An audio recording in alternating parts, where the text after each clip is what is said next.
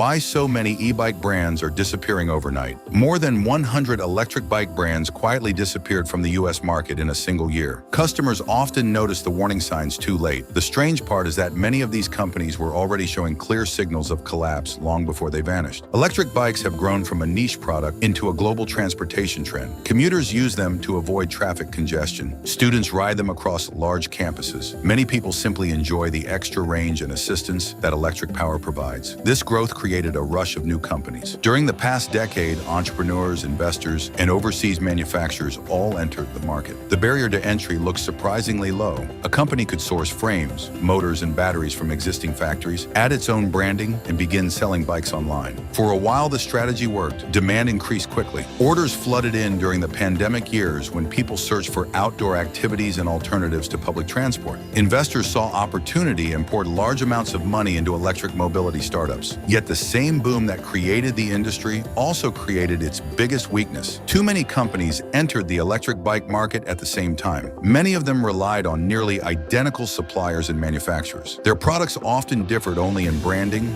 battery capacity, or small design changes. Competition grew intense almost overnight. When the market slowed, dozens of those e-bike companies vanished. The collapse did not arrive without warning. Certain patterns appeared again and again across failing brands. One of the earliest signs often shows up on the company's website inventory. Replacement parts slowly disappear. Batteries show out of stock. Chargers cannot be ordered. Even simple accessories such as brake pads, displays, or controllers stop appearing in the online store. Customers often assume the delay comes from shipping problems. In many cases, the truth is more serious. A company running short on operating cash begins selling off existing inventory to cover immediate expenses. Once the parts run out, the company no longer has the resources to restock components. Another warning appears in customer service response times. A company that once answered support requests within a day begins taking several days. Eventually, responses stretch to weeks. Then emails go unanswered entirely. Customers may assume the company is overwhelmed with demand and orders. Sometimes the real explanation is much simpler. Support staff were laid off during cost cutting. A small team remains to manage thousands of customer inquiries. Eventually, even that small team disappears. Public communication often fades at the same time. Many electric bike brands relied heavily on social media marketing. They posted product photos, customer rides, and announcements of new features. When the financial pressure increased, those updates quietly stopped. Followers would leave comments asking about missing orders, broken bikes, or delayed shipping. The questions remained visible for weeks without a response. The silence suggested that no one remained in the marketing department to answer them. Retail stores sometimes revealed the next stage of trouble. A company might announce a temporary store closure. The official explanation could mention renovations or safety concerns. Customers later discovered that the real problem involved unpaid rent or unpaid suppliers. Some stores never reopened.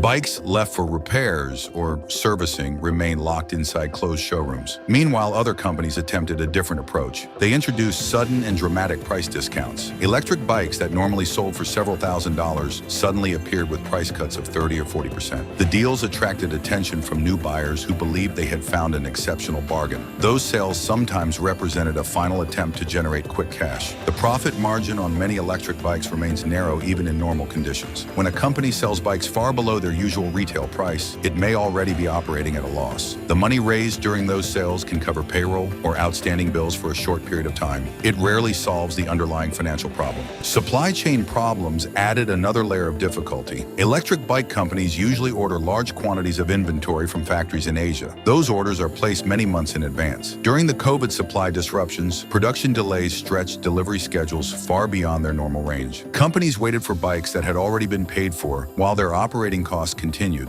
Then the situation reversed. When shipping resumed, the market suddenly contained far more bikes than customers wanted. Warehouses were filled with unsold inventory, while interest in new purchases slowed. Prices dropped across the entire e-bike industry. Some companies attempted to stand out through advanced technology. They designed proprietary batteries, custom locking systems, and electronics that connected to smartphone apps. These features looked impressive in advertisements and product reviews. They also created long-term repair problems. A bike that relies on unique proprietary components can be difficult to repair outside the manufacturer's service network. Local bike shops often lack the tools or replacement parts required to fix those systems. If If the company disappears, the owner may struggle to repair the bike at all. Owners discovered this problem after several well-known brands closed their doors. Thousands of bikes remained in use. Replacement components became scarce almost overnight. Funding from venture capital investors created additional pressure. Several major electric bike companies received large investment funding from venture firms hoping to dominate the electric mobility market. The funding allowed rapid business expansion. New product lines appeared.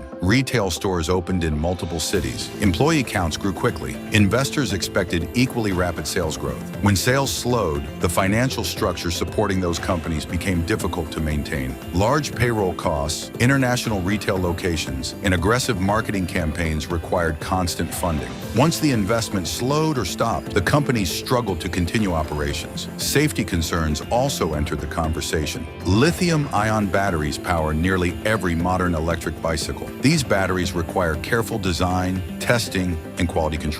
Defects can cause overheating or battery fires. Regulators began investigating several incidents involving battery failures. Safety warnings and recall requests followed. For companies already facing financial pressure, the cost of replacing thousands of defective batteries proved overwhelming. Some companies acknowledged that a full battery recall would force them to shut down. The final factor involved the structure of the global e-bike market itself. Electric bikes quickly became a crowded industry. Hundreds of brands competed for attention while selling products that often came from the same group of manufacturing factories. Price competition intensified. Large factories eventually began selling directly to consumers online through major marketplaces. Those bikes appeared at prices far lower than many startup brands could match. Smaller companies faced a difficult choice. They could lower prices and lose money on every sale. They could keep prices high and risk losing customers to cheaper alternatives. Many could not survive either option. The result appeared clearly in recent market statistics. More than 100 electric bike brands left the United States market within a single year. Some were young startups. Others had operated for more than a decade. Customers who owned those bikes discovered an uncomfortable reality. A product may continue working long after the company that built it has disappeared. Finding batteries, controllers, or specialized electronics becomes much harder once the manufacturer closes. The situation does not mean the entire electric bike industry is failing. Electric bikes remain popular transportation tools in many cities. Established bicycle manufacturers continue producing reliable models supported through dealer networks and service centers. The recent wave of closures shows something else. Early excitement attracted more companies than the market could support. Only the businesses with stable supply chains, sustainable pricing, and long-term service networks are likely to remain. Anyone considering the purchase of an electric bike can learn from what happened. Parts availability matters. Customer support matters. Local repair service matters. A bike that looks affordable on the day of purchase can become difficult to maintain if the brand disappears. The recent collapse of so many companies shows how quickly technology markets can change when rapid growth outruns the basic economics of the product. Closing electric bikes still represent one of the most useful personal transportation tools available today. The story behind the disappearing e-bike brands simply reminds buyers to look beyond marketing and price before making a decision. Outro. If this breakdown helped you understand the electric bike industry a little better, the next video explores the common mistakes first-time e-bike buyers make before spending their money. It might save you from an expensive surprise later.